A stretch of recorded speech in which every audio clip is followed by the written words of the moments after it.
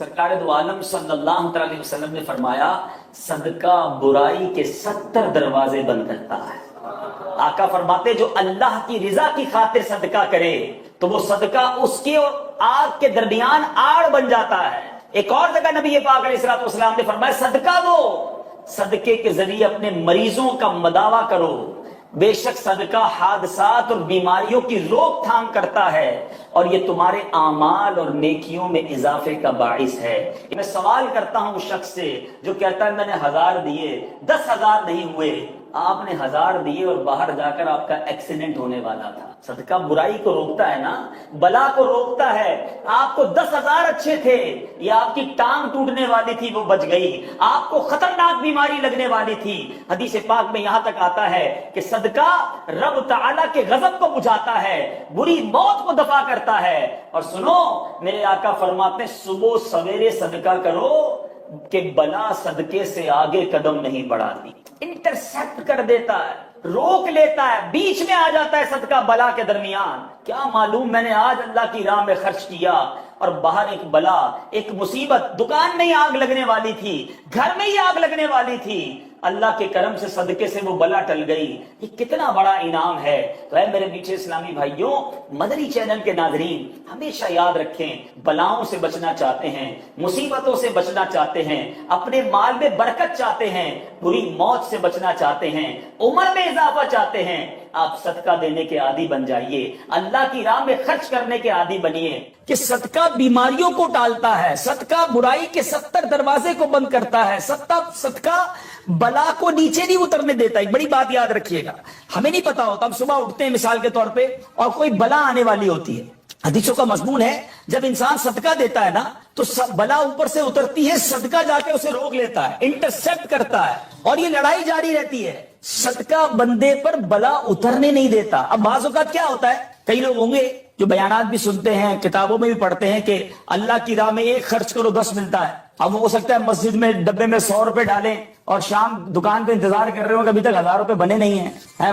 مولانا صاحب نے تو کہا تھا 1 کا 10 ہو جائے گا، کسی فقیر کو 10 روپے دیے انتظار کر رہے ہیں، 100 روپے کہاں ہے بھائی، ملٹی پلائی میں 10 ہو کے ملنا چاہیے تھا۔ تو ہم صرف مالی فائدہ سوچ رہے ہیں۔ میں آپ سے پوچھنا چاہتا ہوں، آپ نے اللہ کی راہ میں خرچ کیا 1000 روپے 10,000 روپے یا 1,00,000 روپے، اور اب آپ منتظر ہیں کہ ملٹی پلائی ہو جائے، لیکن کیا معلوم آپ کے گھر میں آگ لگنے والی تھی، کیا معلوم آپ کا روڈ پر ایکسیڈنٹ ہونے والا تھا، کیا معلوم آپ کا بچہ جو باہر کھیل رہا تھا اس پر کوئی خطرناک بلا آنے والی تھی، مگر آپ نے جو صدقہ دیا اس سے وہ بلا ٹال دی گئی۔ مجھے بتاؤ وہ 1000 کا 10,000 ہونا اچھا تھا یا ہم پر اتنی بڑی بلا کا ٹلنا اچھا تھا؟ تو ہمیشہ اللہ کی راہ میں صدقہ دیجئے، آپ یقین کریں آپ خوشحال ہو جائیں گے، آپ کی مشکلیں آسان ہوں گی۔ مگر دوبارہ وہی بات کروں گا کہ نیت اچھی ہو، صدقہ دیتے وقت، خرچ کرتے وقت، کسی کی مدد کرتے وقت احسان نہ جتانا۔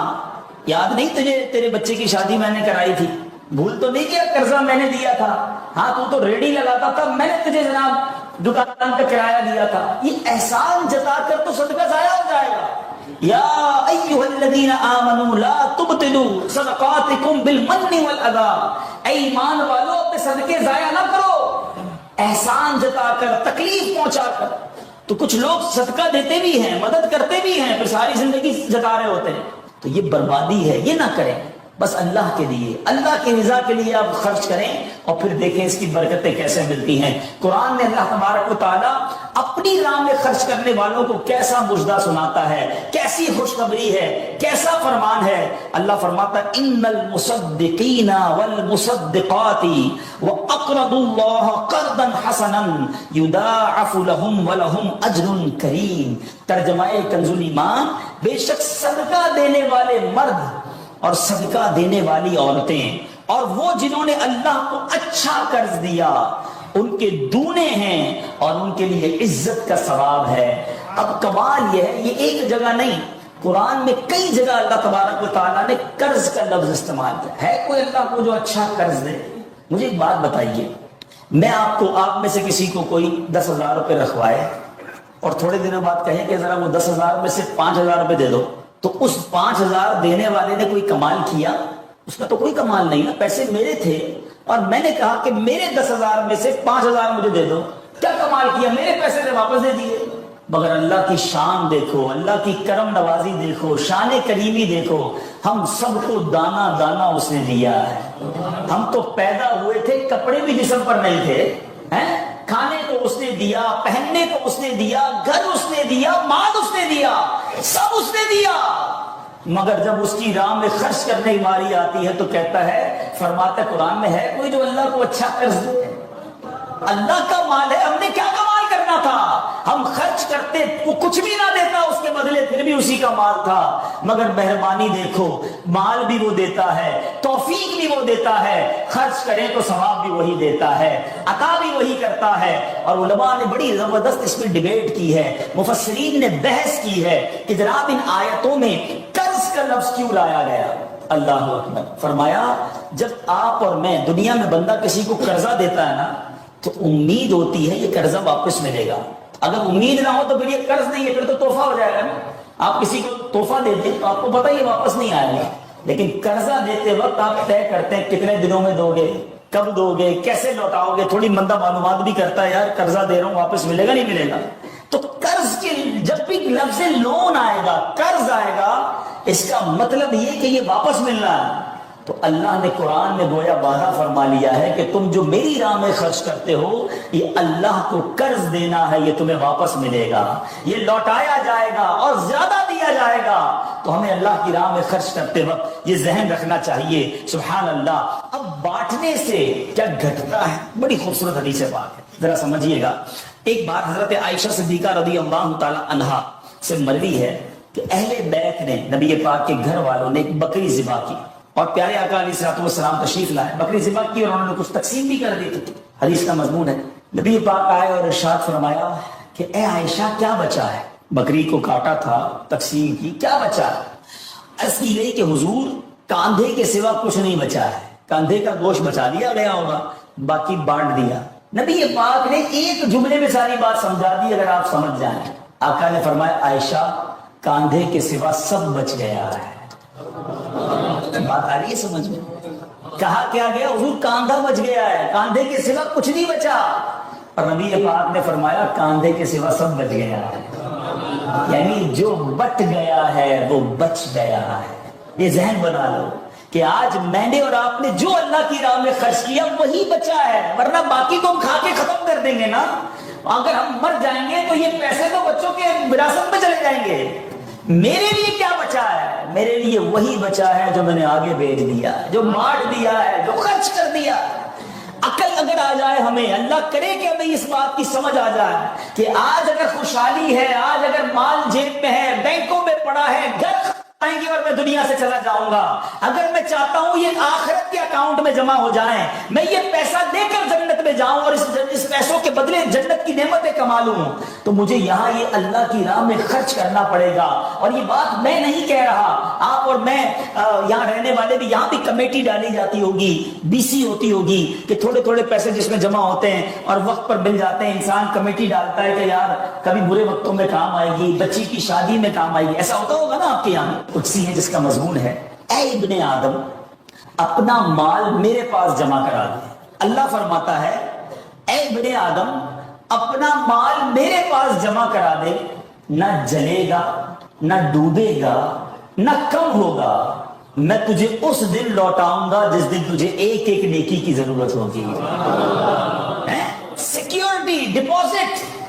یہ بعض اوقات مسجد میں ہمارے آگے سے ڈبہ جاتا ہے نا، یا کبھی کوئی اسلامی بھائی جھولی لے کے بیٹھے ہوتے ہیں، یہ جب جیب سے آپ پیسے نکال کے ڈالتے ہو نا، اس وقت ذہن بناؤ کہ یہ جا نہیں رہا، یہ جمع ہو رہا ہے میرے آخرت کے اکاؤنٹ میں. اور ڈال دوں یار، ابھی آج کل پیسے اچھے ہیں، تھوڑے اور ڈال دوں، جمع ہو جائے، ادھر ملے گا. تو جب بھی آپ کے دن اچھے ہوں، یقین کریں جب آپ کے ہاتھ کھلا ہو، آپ کو لگتا ہے یار اللہ نے بڑا نوازا ہوا ہے، تو فوراً آخرت کے لیے سوچیں. جیسے ہی زیادہ پیسے آتے بندہ سوچتا ہے نا یار آج کل اچھے پیسے ہو گئے، کوئی اچھی جگہ پر گھر لے لیتے ہیں، چلو بچوں کو لے کے کہیں سیر کرانے جاتے ہیں. آپ اپنے پیسے کو دنیا میں انجوائمنٹ کے لیے جب یوز کر رہے ہیں تو اسی پیسے کو آخرت کی انجوائمنٹ کے لیے، آخرت کی لگژریز کے لیے، آخرت کی نعمتوں کے لیے استعمال کرنے کا ذہن بنائیں اور دیتے چلے جائیں. تو وہ بیٹا جس کے لیے باپ نے زندگی گزار دی، کروڑوں اربوں روپے چھوڑ کر گیا، وہ کہتا ہے ابھی تو ہاتھ بڑا ٹائٹ ہے تو ابھی بعد میں کریں گے، تو بعد میں دیکھ لیں گے، اور ہم دیکھتے ہیں اس کے بعد مرحوم کے لیے بظاہر کچھ نہیں کیا جا رہا۔ تو آج مجھے اور آپ کو اپنی فکر خود کرنی ہے۔ اگر آپ نے پیسے کمائے ہیں نا، آپ نے مکان بنائے ہیں، آپ نے جائیدادیں بنائی ہیں، تو اپنی فکر خود کیجیے۔ اس کے دو طریقے ہیں۔ ایک طریقہ تو جو ماشاءاللہ یہ ہمارے حاجی صاحب نے کیا کہ اپنی زندگی میں ہی انہوں نے ماشاءاللہ یہ مسجد بنا دی، مدرسہ بنا دیا، بہت اچھی بات ہے، یا تو یہ کر لیں۔ اور اگر یہ نہیں کر پا رہے تو دوسرا طریقہ بتاتا ہوں جو بڑا آسان ہے، وہ یہ ہے کہ انسان کو شریعت نے یہ اختیار دیا ہے کہ آپ اپنی وصیت کر جائیں، اور وصیت میں 30%، علماء کہتے ہیں کہ کم از کم 33% سے تھوڑا کم لکھے تو اندازاً 30% آپ وصیت کر سکتے ہیں کہ آپ کے چھوڑے گئے مال میں سے 30% کسی نیکی کے کام میں خرچ کر دیا جائے، آپ کے لیے صدقہ جاریہ کے لیے خرچ کر دیا جائے۔ بھائیوں والا مشورہ ہے، آپ عمل کریں نہ کریں، کہ اگر زندگی میں یہ وصیت کر دیں کہ میرے مرنے کے بعد جو بھی میرا مال بچے گا اس میں سے 30% جو ہے اپنی جنت بنا لو، ورنہ ہوتا یہ ہے کہ ساری زندگی والد نے محنت کی، محنت کرتے کرتے بوڑھا ہو گیا، لاکھوں کروڑوں روپے کی جائیدادیں چھوڑ کر گیا، اور مرنے کے بعد خاندان میں کوئی ایصال ثواب، کوئی خرچ کرنے کے لیے تیار نہیں ہے۔ تو دو چیزیں یاد رکھیں، ایک تو زندگی ہی میں اپنے لیے ثواب جاریہ والے کام کر لیں۔ اللہ کی رحمت سے دعوت اسلامی ساری دنیا میں مسجدیں بنا رہی ہے، ماشاءاللہ ایسے کئی کام ہو رہے ہیں جو قیامت تک چلنے والے ہیں۔ آپ اپنی زندگی میں اپنے لیے وہ کام کر لیجئے، اور اگر ایسا نہ بھی کر سکیں اور کر بھی دیا ہو تو وصیت کرنے میں تو کوئی حرج نہیں ہے کہ مرنے کے بعد تو میرا مال میرے پاس رہنا ہی نہیں ہے، تو کیوں نہ وہ میرے ساتھ جنت میں مجھے کام آ جائے۔ اور آج بھی صدقہ کیسی کیسی پریشانیوں اور بیماریوں کو دور کرتا ہے، اللہ اکبر۔ ایک اور ایمان افروز واقعہ سناتا ہوں کہ ایک بار حضرت عیسیٰ علیہ نبینا علیہ السلام کے زمانے میں ایک دھوبی تھا جو لوگوں کے کپڑے آپس میں تبدیل کر دیتا تھا، یعنی لوگوں کے کپڑے ملا دیتا، لوگ بڑے پریشان تھے اس سے۔ تو لوگوں نے حضرت عیسیٰ علیہ السلام کو اس کے متعلق بتایا، تو آپ نے اللہ عز و جل کی بارگاہ میں دعا کی کہ اے اللہ اس کو ہلاک فرما دے۔ اللہ کے نبی نے ایک ایسے شخص کے لیے دعا کی کہ یا اللہ اس کو ہلاک کر دے، تیرے بندے اس سے بڑے پریشان ہیں۔ ایک روز وہ دھوبی بالکل اسی معمول میں نکلا، اس کے پاس 3 روٹیاں تھیں۔ ایک سائل آیا، ایک فقیر آیا، اور اس نے کہا کہ اللہ کے لیے مجھے روٹی دے دے۔ تو آپ نے اس دھوبی نے ایک روٹی اس سائل کو دے دی۔ سائل نے دعا دی کہ اللہ تعالیٰ تجھ سے آفات سماویہ کا شر دور کر دے، آسمانی بلاؤں کو دور کر دے۔ دھوبی بڑا متاثر ہوا، بڑی پیاری دعا دی، ایک اور روٹی بھی دے دی۔ اس سائل نے دعا دی کہ اللہ تعالیٰ تجھے جملہ آفتوں سے محفوظ رکھے، اس نے تیسری روٹی بھی دے دی۔ اب اس سائل نے دعا دی اللہ تجھے توبہ کی توفیق عطا فرما۔ اب اس دوران ایک بڑا سانپ اس کی گٹھڑی میں داخل ہو چکا تھا، کیونکہ حضرت عیسیٰ نے دعا کی تھی، اس کو ہلاکت کی۔ ایک بڑا سا سانپ جو ہے اس کی کپڑوں کی گٹھڑی میں داخل ہو چکا تھا۔ جب دھوبی نے کپڑے لینے کا ارادہ کیا تو اس سانپ نے اسے ڈسنا چاہا، ایک فرشتے نے اسی وقت سانپ کو لوہے کی لگام ڈال دی اور دھوبی سلامتی کے ساتھ واپس آ گیا۔ لوگوں نے حضرت عیسیٰ علیہ السلام سے کہا کہ یا روح اللہ، آپ نے دعا کی تھی، یہ بندہ تو ایسے ہی ہٹا گھٹا گھوم رہا ہے، بالکل ٹھیک، کچھ مسئلہ ہی نہیں ہوا اس کے ساتھ، سلامت۔ تو آپ نے اس دھوبی کو بلایا، بتا تو نے کون سی ایسی بھلائی کی ہے، میں نے تیری ہلاکت کی دعا کی اور تو بالکل سلامت گھوم رہا ہے۔ وہ کہتا حضور میں نے 3 روٹیاں صدقہ کی ہیں، اتنے گناہ، اتنی خطائیں، سارا شہر پریشان، مگر جب صدقہ کیا 3 روٹی کا، آپ نے اس سانپ سے پوچھا کہ تو نے قتل کیوں نہیں کیا، تیری تو ڈیوٹی تھی نا۔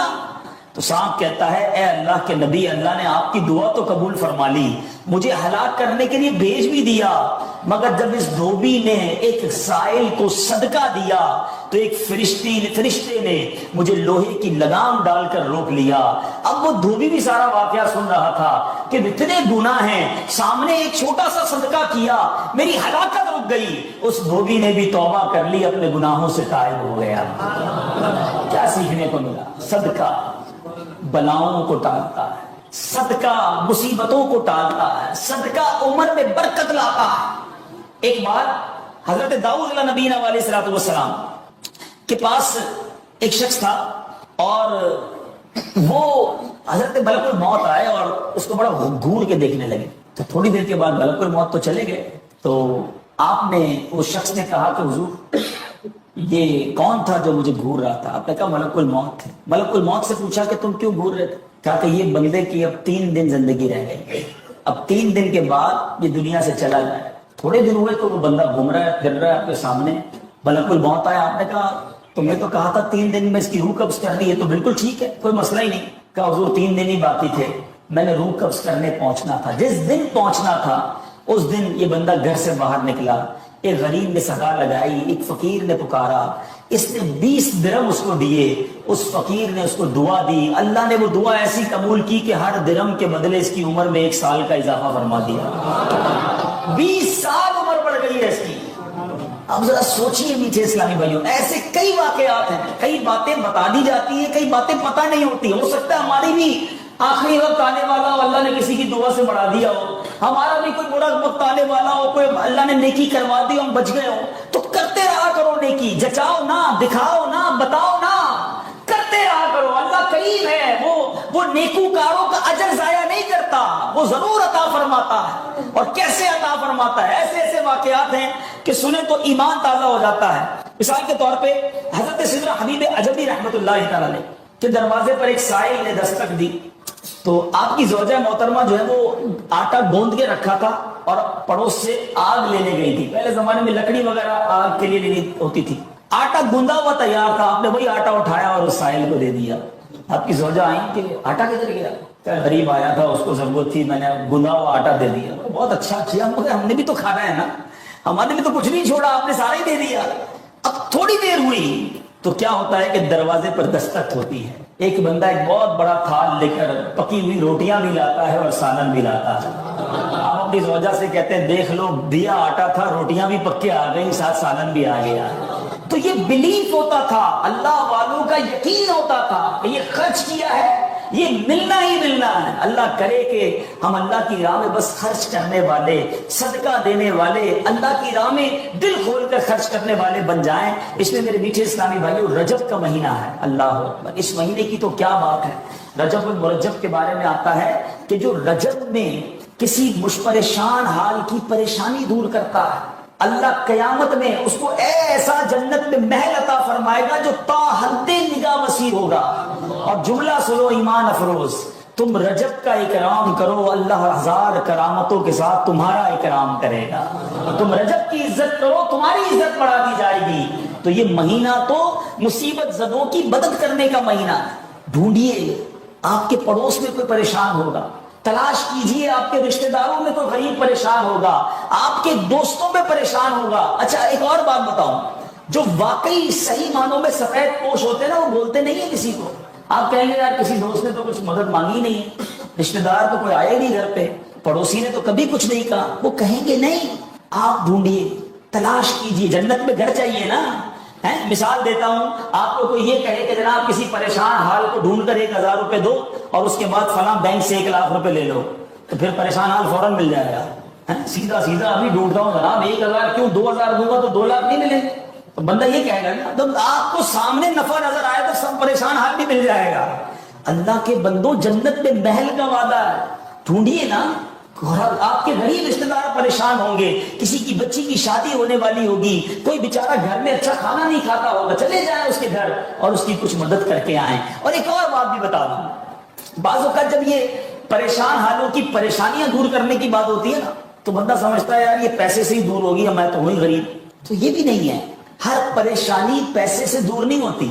اگر پریشانیوں کا حل پیسہ ہوتا تو دنیا میں کوئی مالدار پریشانی نہ ہوتا، اس کو پریشانی آتی پیسے خرچ کرتا، پریشانی دور کر دیتا ہے۔ ایسا نہیں ہے، ہر پریشانی کا مداوا، ہر پریشانی کا سولوشن پیسہ نہیں ہے۔ آپ کو یہ نہیں کہا گیا کہ جو مالی مدد کرے گا اسے جنت میں محل دیا جائے گا، جو کسی مسلمان کی پریشانی دور کرے۔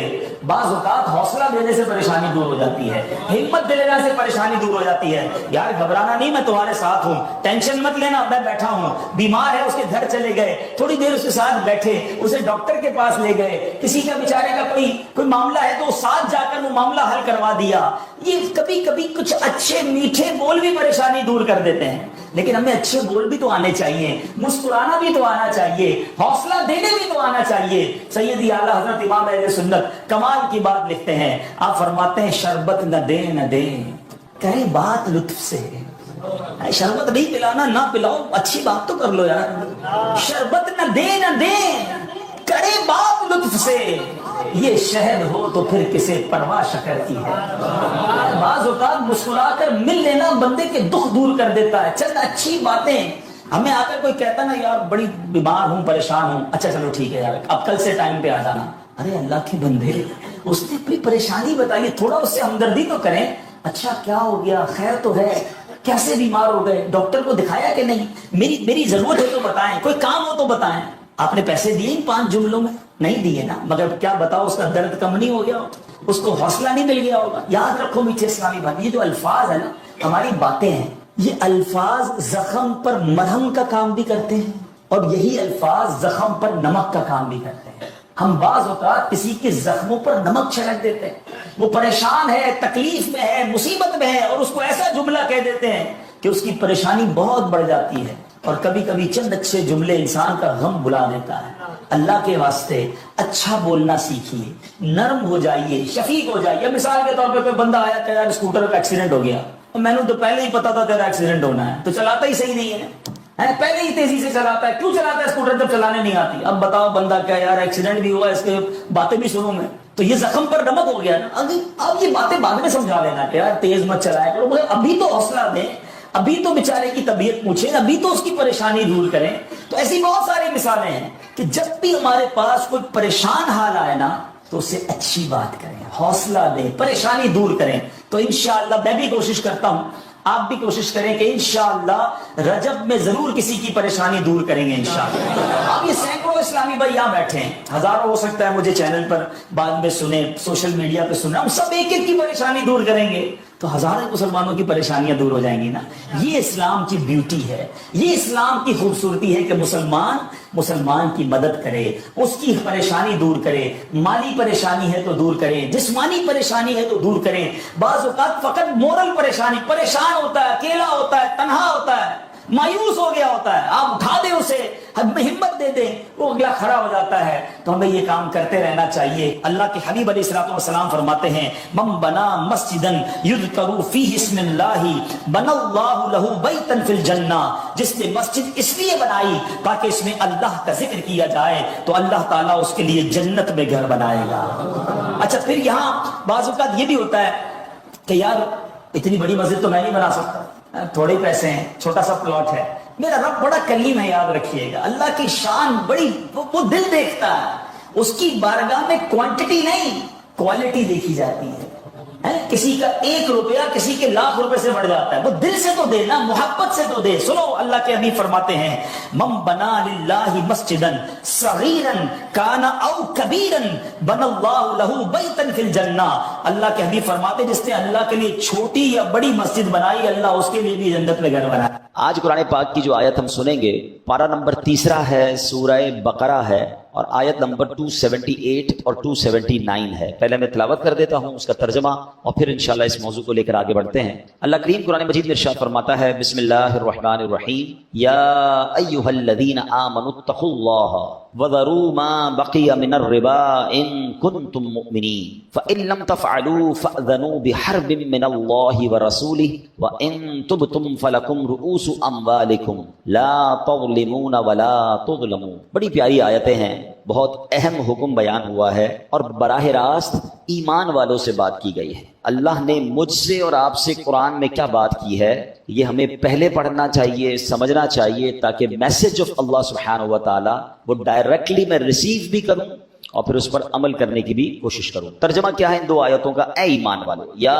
ایھا الذین آمنوا, اے ایمان والو. اب آگے فرمایا اگر تم ایمان والے ہو تو اللہ سے ڈرو. یعنی آپ دیکھیں قرآن میں جا بجا ہمیں رب کریم نے اپنے خوف کا ذکر فرمایا. یہاں اس سے مراد یہ ہے کہ ہمیں اللہ کی فرما برداری کرنی ہے, اللہ پاک کی ناراضگی والے کاموں سے اپنے آپ کو بچانا. ایمان والے ہو تو اللہ سے ڈرو, اور جو سود باقی رہ گیا ہے اسے چھوڑ دو. آگے فرمایا پھر اگر تم ایسا نہیں کرو گے تو اللہ اور اللہ کے رسول کی طرف سے لڑائی کا یقین کر لو, اور اگر تم توبہ کرو تو تمہارے لیے اپنا اصل مال لینا جائز ہے, نہ تم کسی کو نقصان پہنچاؤ اور نہ تمہیں نقصان ہو.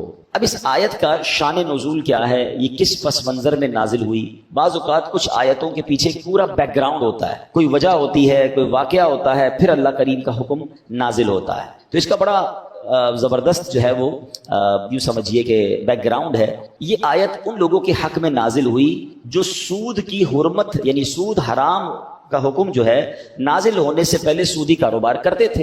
یعنی اس وقت تو وہ ناجائز نہیں تھا, اللہ کی طرف سے منع نہیں ہوا تھا. اب بہت سارا سود لینا باقی تھا, یعنی جو پروفٹ تھا وہ ان کا لینا باقی تھا, اور اب قرآن کا حکم آیا اور حکم یہ دیا گیا کہ اب پچھلا سود جو آپ نے لینا ہے وہ بھی لینے کی اجازت نہیں ہے, وہ معاف کر دو, وہ چھوڑ دو, وہ ختم کر دو. اگر تم ایمان والے ہو تو جو سود لینا باقی ہے اسے چھوڑ دو.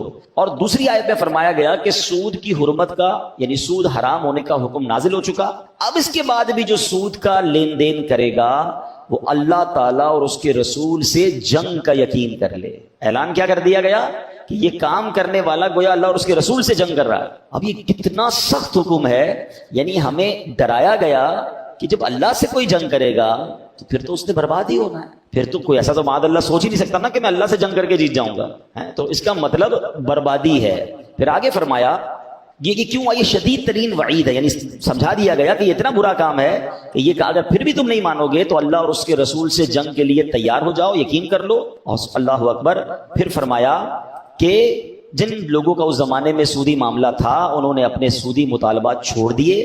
عرض کیا کہ اللہ تعالیٰ اور اس کے رسول سے لڑائی کی ہمیں کیا تھا, ہم کس قابل ہیں. یہ کہہ کر وہ سب انہوں نے ان کاموں کو چھوڑ دیا, اس سے تائب ہو گئے. مگر میرے پیارے اسلامی بھائیوں غور کیجئے, آج کا مسلمان اس زمانے کے مسلمان جیسے ہی آرڈر نازل ہوا, جیسے ہی حکم نازل ہوا, اچھا یہ ایک بار نہیں ہوا, اسلام کی اگر تاریخ پڑھیں تو کئی بار ایسا ہوا, کیونکہ اسلام گریجولی نازل ہوا, وقتاً فوقتاً اسلامی احکام جو ہیں آرڈر آف اسلام وہ وقتاً فوقتاً آتے گئے. تو اسلام میں ایک وقت ایسا بھی تھا کہ شراب حرام نہیں تھی, ٹھیک ہے نا, تو لوگ پیتے تھے شراب, جب حرام نہیں تھی تو ان کو گناہ بھی نہیں تھا. مگر جیسے ہی شراب کی حرمت کا, شراب کے حرام ہونے کا حکم نازل ہوا تو روایتوں میں آتا ہے کہ گلیوں میں پانی کی طرح شراب بہنے لگی, یعنی لوگوں نے اپنے برتن توڑ دیے, اپنے شراب کے کوزے جو بھی تھے سب بہا دیے. اللہ کا حکم آ گیا اب میں نہیں کرنا ہے. بالکل اسی طرح سود کا کاروبار چلتا تھا, جیسے ہی آرڈر آ گیا, جیسے ہی اللہ کا حکم آیا, یعنی آج کے زمانے کے لاکھوں کروڑوں روپے لوگوں کے نکلتے تھے, معاف کر دیے, ختم. اللہ کا حکم آ گیا, فنش. یہ اس زمانے کے مسلمانوں کا جذبہ تھا. اچھا بڑی ایک باریک سی لائن ہے جو میں سمجھانا چاہتا ہوں. یہ وہ قوم تھی جو شراب پیتی تھی اور گناہ بھی نہیں تھا, ٹھیک ہے نا, عادت میں بھی تھا. یہ وہ قوم تھی جو سود کا کاروبار کرتی تھی اور گناہ بھی نہیں تھا, کیونکہ آرڈر ابھی نہیں آیا تھا حرام کا. یعنی آدھی لائف, یہ زندگی کا بہت سارا وقت گزرا وہ کام کرتے کرتے, حکم آیا وہ سب چھوڑ دیا. ہم تو جب سے پیدا ہوئے ہیں شراب حرام ہے نا, ہم تو جب سے پیدا ہوئے ہیں, جب سے آنکھ کھولی ہے سود حرام ہے, ہمیں پتا ہے, مسلمانوں کو پتا ہے. یعنی معلوم ہوتے ہوئے مسلمان شراب پی رہا ہے. فرق دیکھیے, وہ جب پیتے تھے وہ جائز تھا, جب وہ سود کا کام کرتے تھے حرام نہیں ہوا تھا. مگر حکم آیا تو جو عادتیں تھیں وہ رائٹ اوے, ایسا نہیں تھوڑے دنوں بعد تھوڑا وقت لے لیں, یار ابھی تھوڑا ٹائم لگے گا, اگلے سال توبہ کر لیں گے, نہیں. ادھر حکم نازل ہوا, ادھر برتن ٹوٹنا شروع ہو گئے, ادھر شراب بہنی شروع ہو گئی, ادھر حکم نازل ہوا. صحابہ اکرام نے یا جو بھی لوگ تھے کہا حضور ہم نے بس معاف کر دیا, اللہ کا حکم آ گیا, لبیک. ہم پر اللہ کا حکم نہیں آیا, ہمیں نہیں پتا. کیا یہ بچپن سے نہیں سن رہے کہ سود کا کام کرنے والا ایسا جو اللہ سے جنگ کرتا ہے؟ مگر آج لالچ, اچھا لوگوں کو الگ الگ اسٹائل سے, یہ جو سودی ادارے ہیں, سودی جو کارپوریٹس ہیں یا جو بھی ادارے ہیں, وہ اٹریکٹ کیسے کرتے ہیں؟ پریشانی کس بات کی؟ گھر بنانا ہے, ہم آپ کو قرضہ دیں گے. موٹر سائیکل چاہیے, ہم آپ کو قرضہ دیں گے. اچھا گاڑی چاہیے, ہم آپ کو قرضہ. بچے کی شادی کیوں گھبرا رہے ہو, ہم آپ کو قرضہ دیں گے. تو پھر سود بھی تو لے رہے ہیں. بندہ کہتا ہے ابھی تو کام پورا کر لو نا, ابھی تو ذرا تھوڑا عزت رہ جائے, ابھی بچی کی شادی کر لوں, ابھی اچھی گاڑی لے لوں, ابھی گھر بنا لوں, پھر تھوڑے تھوڑے کر کے دے دوں گا. ہم نے کئی لوگوں کو برباد ہوتے دیکھا ہے. بڑے بڑے امپائر, بڑی بڑی عمارتیں, بڑی بڑی فیکٹریاں ہم نے بکتے دیکھی ہیں. جو بزرگ بیٹھے پوچھو ان سے, پیچھے سے بات کیا نکلتی ہے؟ تو یہ سب کچھ سود پر قائم تھا, یہ سب کچھ حرام پر قائم تھا. ارے جب رب نے قرآن میں واضح اعلان کر دیا کہ اللہ سے جنگ ہے, تو مجھے بتاؤ نا کوئی اللہ سے جنگ کر کے جیتے گا؟ بربادی ہونا ہے، تھوڑے عرصے عیش کر لے گا پھر مار پڑنی ہے اسے، اور جتنے عرصے عیش بھی کیا تو وہ حرام پر کیا نا۔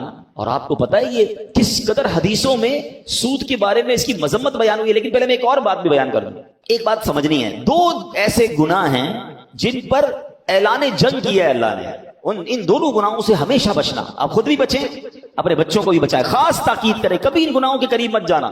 باقی گناہ بھی یقیناً گناہ ہے، اللہ کی ناراضگی ہے، مگر دو ایسے گناہ ہیں جس پہ رب نے ڈائریکٹلی فرما دیا کہ یہ اللہ سے جنگ ہے، اس سے تو قریب بھی نہیں جانا ہے ورنہ مارے جائیں گے۔ ایک کیا ہو گیا؟ سود ہو گیا۔ دوسرا سنیں، حدیث پاک میں ہے، بخاری شریف کی حدیث ہے، حضرت ابو ہریرہ رضی اللہ تعالیٰ عنہ حدیث کے راوی ہیں کہ تاجدار رسالت صلی اللہ تعالیٰ علیہ وسلم نے فرمایا، اللہ تعالیٰ ارشاد فرماتا ہے جو میرے کسی ولی سے عداوت رکھے تو میں نے اس سے جنگ کا اعلان کر دیا۔ اللہ اکبر! کیا پتہ چلا؟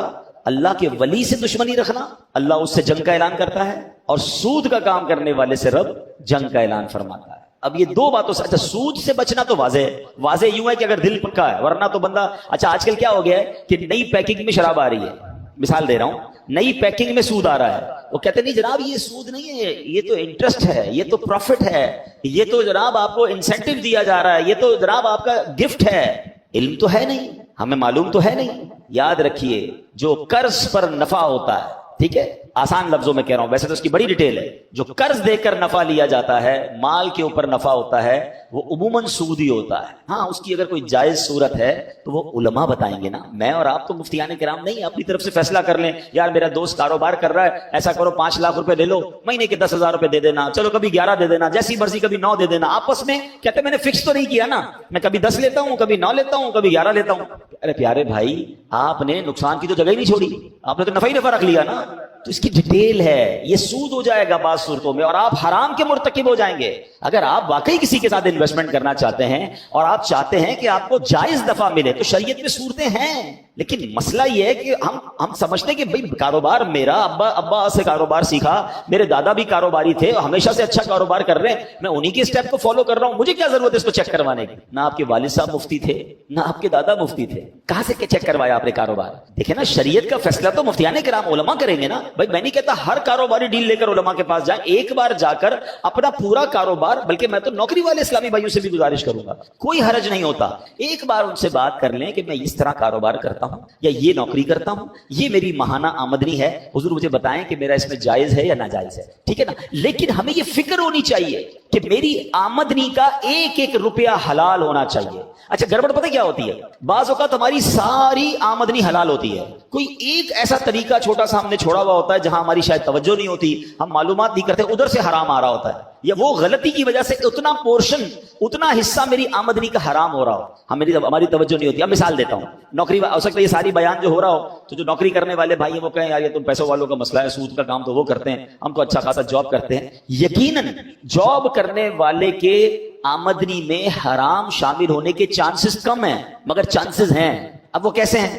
مثال کے طور پہ وہ ٹائم پہ نہیں جاتا، ٹھیک ہے نا، اس کی 8 گھنٹے کی ڈیوٹی ہے، کام 7 گھنٹے کا کرتا ہے، اور جناب حاضری 8 گھنٹے کی لگ رہی ہے، پیسے بھی 8 گھنٹے کے لے رہا ہے۔ اور اگر آپ کے جو دیکھیں، ایک تو گورنمنٹ جاب ہے، اس میں تو آپ کسی سے معاف بھی نہیں کروا سکتے، وہ تو آپ کو پورے گھنٹے ہی دینے، کوئی معاف کرنے کا اختیار نہیں رکھتا، تو لوگوں کا ٹیکس کا پیسہ ہے، آپ کو پورا ٹائم دینا پڑے گا۔ یہاں گورنمنٹ جاب میں تو گھر پہ بیٹھ کے لوگ حاضریاں لگا کے تنخواہ اٹھا رہے ہوتے ہیں، تو سارا حرام نہیں ہے۔ اچھا پھر اس کے بعد اگر آپ کسی سیٹ کے پاس کام کرتے ہیں اور وہ جناب آپ کو کسی کام پر بھیجتے ہیں اور آپ اس کام کے ساتھ اپنے بھی کام کر رہے ہیں، تھوڑا آرام بھی کر رہے ہیں، ٹائم بھی کم دے رہے ہیں، بہانہ لگا رہے ہیں، تو جتنی دیر آپ نے مزدوری یا کام یا جاب نہیں کی ہے اتنی دیر کے پیسے لینا تو حرام ہو گیا نا، اگر اس کو پتا نہیں ہے۔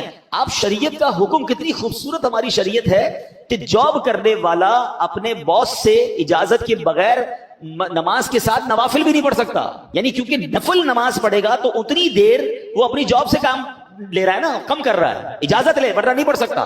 اب آپ بتائیں، جو شریعت مجھے اور آپ کو جاب کے دوران بغیر اجازت نفل پڑھنے کی اجازت نہیں دے رہی ہے، وہ جناب اپنے دوستوں سے ملنے کی اجازت، موبائل فون پر گھنٹوں بات کر رہے ہیں، جو کام دیا وہ کام چھوڑا ہوا ہے، کئی لوگ کمپیوٹر پہ بٹھا کر ان سے کوئی کام لینا ہوتا ہے، وہ کمپیوٹر پہ کچھ اور کر رہے ہوتے ہیں، اور جناب آخر میں حاضری لگا کر تنخواہ بھی لے رہے ہوتے ہیں۔ تو چاہے آپ جاب کر رہے ہیں چاہے کاروبار کر رہے ہیں، ایک بات یاد رکھیے، ایک نقطہ، 1 روپیہ بھی میری اور آپ کی روزی میں حرام نہیں آنا چاہیے۔ اب آپ کہیں گے یار ہزاروں روپے کماتا ہوں یا لاکھوں کماتا ہوں، تھوڑا بہت حرام آ جائے گا تو کیا ہوگا؟ میں آپ کو ایک ایگزامپل کے ذریعے سمجھاتا ہوں۔ ایک برتن ہو اور اس برتن میں آپ ٹھنڈا میٹھا دودھ بھر دیں، ایک بالٹی لیں اور اس میں ٹھنڈا میٹھا دودھ بھر دیں اور اس میں 2 قطرے پیشاب کے ڈل جائیں. اب آپ وہ دودھ پیئیں گے؟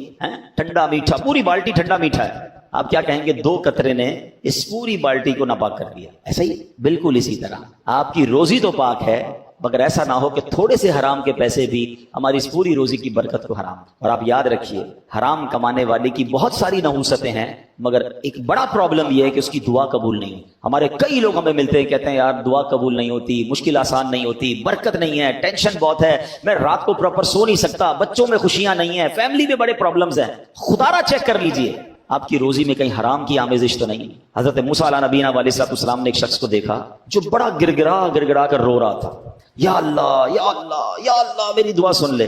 حضرت موسیٰ تو کلیم اللہ ہے نا، اللہ سے باتیں کرتے تھے. تو آپ نے اللہ پاک سے کہا یا اللہ اس کی دعا قبول کر لے، یہ تجھے اتنا رو رو کے پکار رہا ہے. ارشاد ہوا اے موسیٰ یہ اتنا روئے کہ روتے روتے مر جائے، یہ اتنے ہاتھ اٹھائے کہ اس کے ہاتھ آسمان کو چھو جائیں.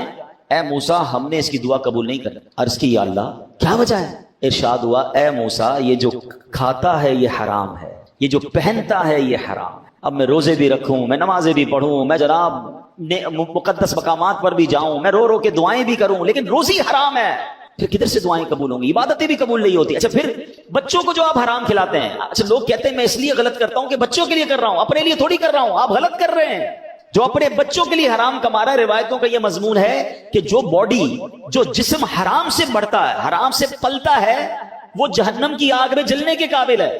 آپ تو اپنے بچوں کو جو نشو نما ہو رہی ہے، جو ان کی گروتھ ہو رہی ہے، وہ حرام سے کر رہے ہیں. آپ بچے کے لیے دودھ لا رہے ہیں، بچے کے لیے کھانا لا رہے ہیں، بچے کے لیے جو بھی لا رہے ہیں، اگر وہ حرام سے ہے تو آپ سوچیں. کچھ لوگ تو ایسی جاب تلاش کرتے ہیں کہ یار جاب 40,000 کی، اوپر کی کمائی لاکھوں کی ہے. نہ کرو ایسا.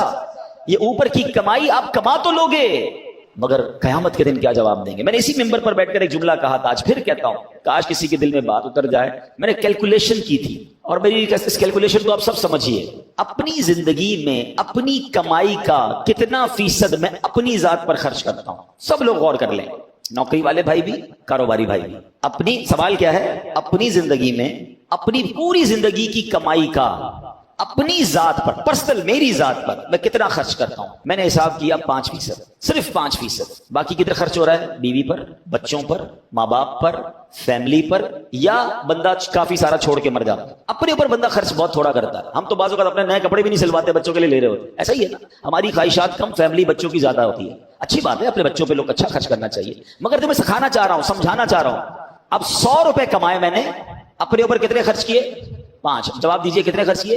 اللہ کی بارگاہ میں جواب کتنے کا دوں گا؟ 100 روپے کا. پوائنٹ سمجھیے، کمائے کتنے؟ 100، خرچ کتنے کیے؟